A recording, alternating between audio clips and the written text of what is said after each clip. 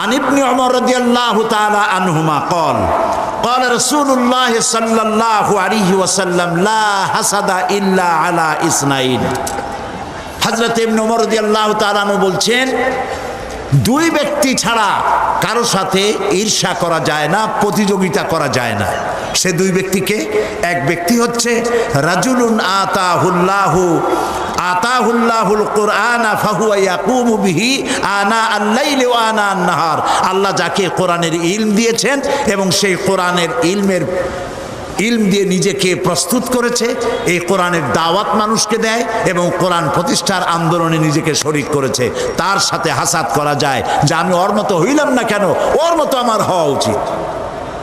আরেক ব্যক্তি হচ্ছে ওয়ারাজুলুন আতাহুল্লাহু মালান ফাহুয়া ইউনফিকু মিনহু আনা আল-লাইল ওয়া আনা আন-নাহার।